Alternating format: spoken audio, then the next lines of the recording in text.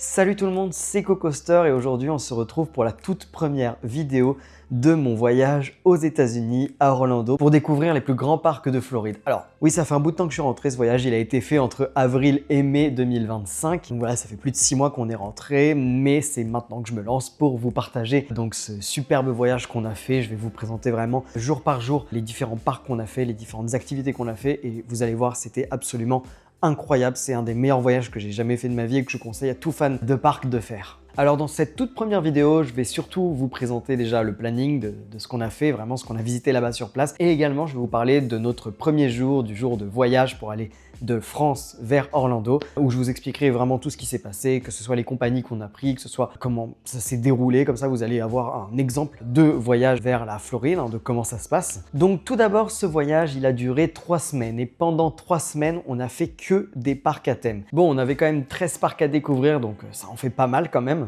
Donc voilà, il n'y avait vraiment pas de quoi s'ennuyer. Et puis en plus, ce voyage, c'était un voyage qu'on attendait depuis très longtemps. La Floride, les parcs de Floride, que ce soit Disney, Universal, c'est vraiment un objectif pour beaucoup de fans de parcs et ça ne l'était pour nous également. Donc voilà, on était vraiment super impatients de faire ce voyage. C'est pour ça qu'on a décidé d'y passer pas mal de temps pour vraiment en profiter un maximum. Donc le tout premier jour après notre arrivée aux États-Unis, à la base c'était un jour qu'on avait prévu off, c'est-à-dire avec aucun parc. On voulait déjà s'acclimater avec les États-Unis parce que c'était vraiment pour nous la première fois qu'on les visitait, donc on voulait pourquoi pas aller au Walmart, aller également dans le centre-ville d'Orlando pour voir à quoi ressemble une ville américaine.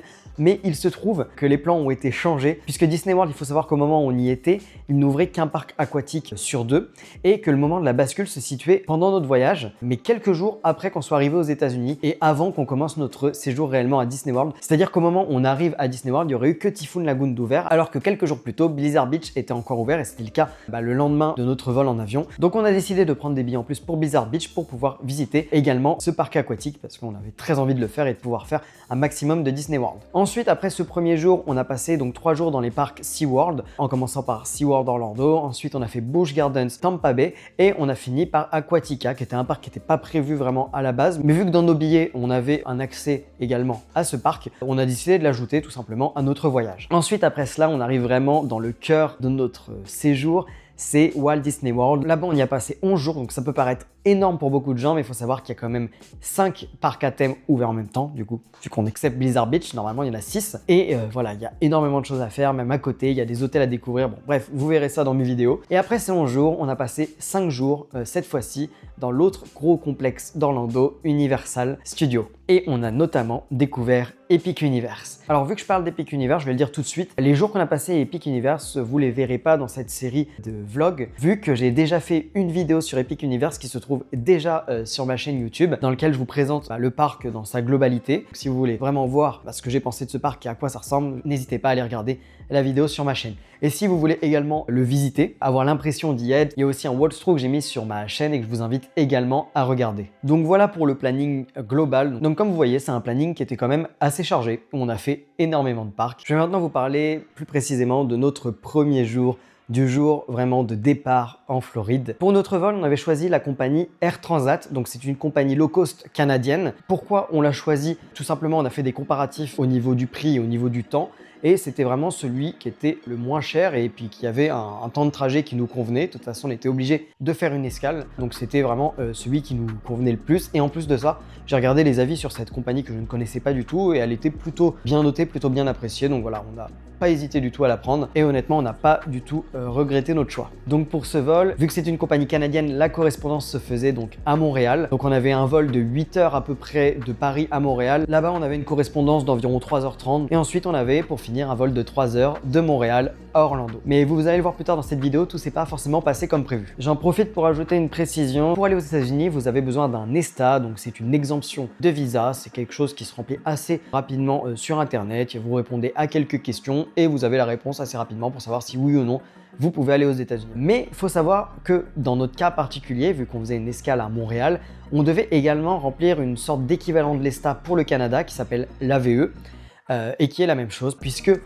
si même vous faites juste une correspondance au Canada, vous avez besoin d'avoir cette AVE. C'est pas seulement si vous comptez visiter le pays. Et l'AVE, ça coûte quelques dollars canadiens et il me semble qu'en euros, c'était à peu près 7-8 euros. Donc voilà, c'est pas non plus un gros budget. Donc arrivé au moment du check-in, on a vérifié notre AVE pour savoir si on avait bien le droit d'aller au Canada. Et ensuite, on a passé la sécurité. Bon, il n'y a pas eu de souci. On a été dans notre avion. Il est parti à l'heure. Et le vol s'est vraiment super bien déroulé. On n'a pas trop vu le temps passer. Donc comme dans la plupart des vols transatlantiques, on avait accès à toute une bibliothèque de films. Et en plus de ça, la nourriture était vraiment plutôt bonne. On vient de nous servir le repas. Honnêtement, ça a l'air plutôt pas mal. On a en entrée un petit taboulé. Ensuite, on a une sorte de... Ouais, c'est du poulet barbecue avec du riz un peu façon paella. On a également un petit pain avec du beurre. Et en dessert, un petit gâteau au chocolat. Et puis avec ça, on a un verre de vin. Donc Lauriane a pris du vin blanc. Et moi, j'ai pris du vin rouge. On vient de finir le petit repas et c'était vachement bon. Surtout le poulet barbecue avec le riz était très très bon. Content de ce repas parce qu'on est quand même dans une compagnie low cost, faut le rappeler. Et je pense que c'est un des meilleurs repas que j'ai pris dans l'avion. Et là, alors qu'il nous reste encore 2 heures de voyage, on vient de nous servir un petit snack pour finir le voyage. Donc c'est une sorte de pain fourré à la mozzarella et au fromage et ça a l'air vraiment appétissant. Et sinon, pendant ce vol, il y a un truc qui était vraiment super cool, puisque du coup, pour aller de Paris à Montréal, il y a un moment où notre avion survole l'Arctique, et donc on voyait la banquise arctique, et franchement, c'était vraiment magnifique de voir ça sous nous, de voir ça tout en bas. On a eu la chance, justement, à ce moment-là, d'avoir la vue qui était dégagée, de pas avoir de nuages du tout. Donc franchement, ça, c'était plutôt pas mal. Ça y est, on est enfin arrivé à l'aéroport de Montréal, donc tout s'est bien passé. Là, on a passé la douane américaine aussi, parce qu'il faut savoir que quand on fait une escale à Montréal, on passe directement la douane américaine sur le sol canadien. Donc ça fait que là c'est bon, officiellement on peut rentrer aux États-Unis, c'est bon, on a été validé. D'ailleurs ça s'est passé très facilement, déjà il n'y avait personne, il n'y avait pas un chat, donc je pense que c'est pas tout le temps le cas quand on atterrit aux États-Unis, mais ici au Canada il n'y a personne. Et en plus le mec qui était à la douane, il nous a posé 2-3 questions. Donc pour tous ceux qui ont peur de passer la douane, franchement il n'y a pas de souci à se faire, j'ai l'impression que c'est plutôt tranquille. Si vous avez rien à vous reprocher, il n'y a pas de raison que ça passe pas. Et puis c'était très rapide surtout. Oui, bah surtout il y avait personne, donc on est passé vraiment super vite, donc c'était cool. Là, et les valises suivent. Oui. Enfin, vu qu'on est sur la même compagnie. Ouais, un autre bon point, c'est ça, c'est que les valises nous suivent, alors que si on fait l'escale aux États-Unis, c'est pas forcément le cas. Donc voilà, c'est un bon point, je trouve, pour faire l'escale ici à Montréal.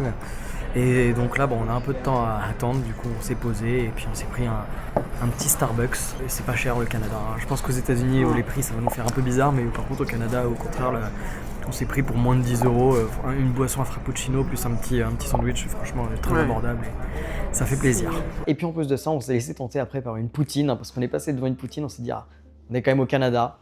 Lauriane, ma copine, n'avait jamais mangé de poutine de sa vie, donc voilà, on s'est dit on va tester une petite poutine canadienne et c'était vraiment très bon.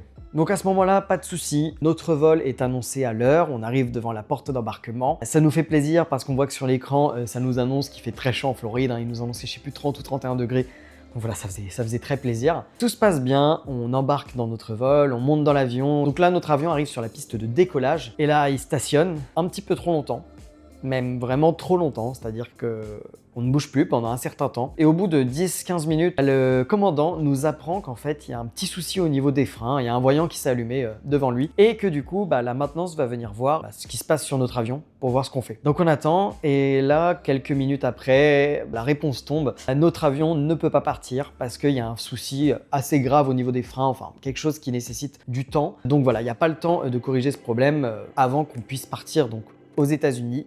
Et donc voilà, comme notre avion était déjà sur la piste de décollage, en fait il a fallu qu'on retourne au niveau de la porte où on était entré et ils nous ont fait tous sortir et ils nous ont fait revenir dans le hall et on nous a dit qu'on allait récupérer donc un autre avion.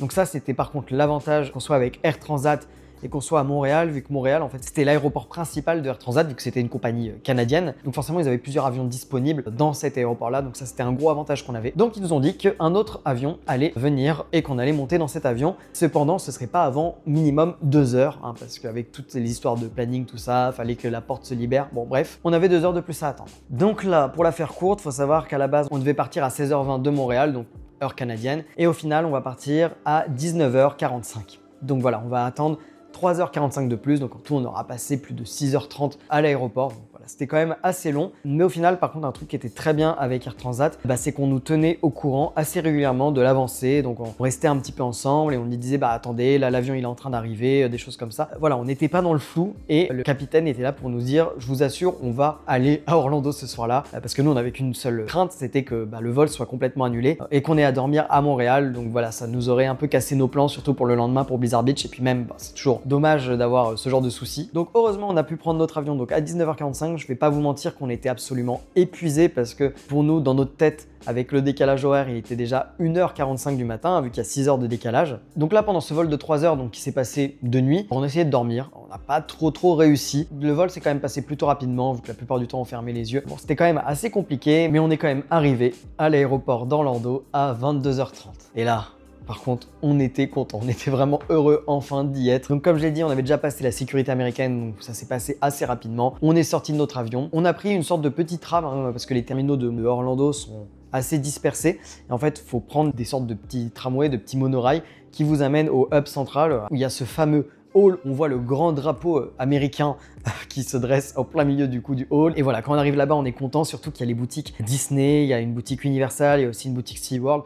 Bon, elles étaient toutes fermées, bien entendu, à l'heure où on est arrivé, vu qu'on arrivait assez tard. Donc voilà, on n'a pas pu les visiter. Mais c'est pas grave, on est sorti directement à l'endroit des Uber pour aller chercher notre taxi. Ensuite, on a pris notre Uber. Il est arrivé assez vite, il n'y a pas eu de souci. Enfin, même, on a pris un Lyft parce que c'était moins cher que Uber. Petit conseil, installez les deux applications si vous allez en Floride ou si vous allez aux États-Unis et faites des comparatifs. Des fois, Uber sera moins cher, des fois, ce sera Lyft. Et voilà, les deux sont pas mal utilisés même aux États-Unis. Du coup, ce Lyft nous a déposé à notre premier hôtel. Pour ce premier hôtel, on avait pris un hôtel pas trop loin de l'aéroport et surtout un hôtel, je vais pas dire bas de gamme, mais un hôtel pas trop luxueux.